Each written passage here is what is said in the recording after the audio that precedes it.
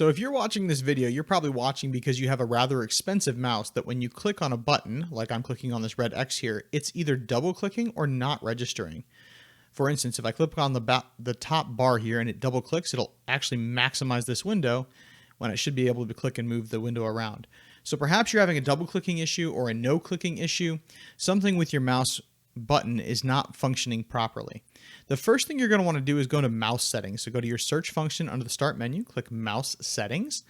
The top option that comes up is select your primary button. Change that to the opposite button that you're having issues with. So switch your buttons around. This will help determine if you're having a driver issue or if you're having a true mechanical issue with the switch in your mouse. So if the issue persists, then you have an issue in your mouse. Similar to the mouse we have here, it's a Logitech mouse that my dad actually bought for his laptop use, and the left mouse button was double clicking. This is a Logitech M705. The first thing you have to do to fix this issue, if it is a mechanical issue and not a software issue, is disassemble the mouse. Don't be intimidated by this. It's actually very simple.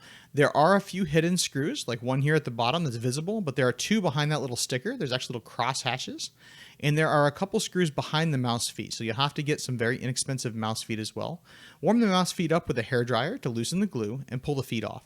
If you have a Logitech mouse, there will actually be 2 layers to the feet, including this back padding. So you actually have to remove the padding as well. That's why I have the pick sitting there.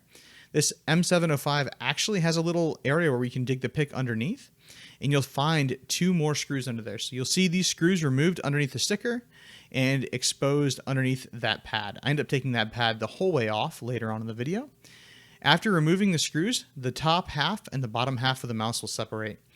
Make sure you unplug any connectors that still attach the top half, and you'll see right there with the arrow is the switch in question. At this time, you want to note or take a picture of the orientation of that switch, because as you'll notice on this one, the switches on the left and right are actually facing different directions. It's very important to desolder and resolder those switches in the correct order, especially since you're going to be working upside down on the board. So after you free the board from the mouse, basically just unscrew it from the mouse, you can set it up in your helping hands or whatever you have, and you have to desolder these 3 pins. If you've never used a soldering iron before, this is a really good chance to get familiar with a soldering iron. You see me here using a pump to remove the solder. I'm melting it with a soldering iron, and then I'm using the pump to suck the solder away. This is a bit of a slow method. It's not super effective, but it is good for this situation where there are other solder joints very close. You could also use the wicking copper for desoldering. I went with the pump because I'm more familiar with it, and I had it laying around. Both of these are very inexpensive tools, and they're handy to have for other small electronics projects. Once you desolder all 3 of these posts, the switch that we viewed earlier will actually just come right out.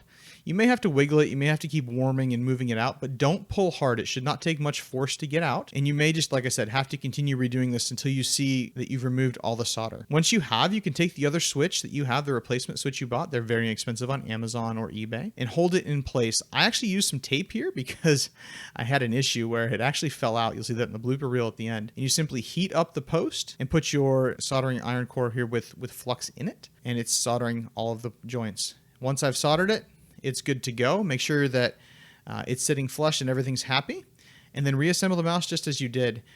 The reason you see that tape sitting there, actually I pulled it off before I reassembled, because if you don't have tape there and you kind of just wedge it in, once you get it warm, the switch may just fall right out. But remember, this is not a hard project.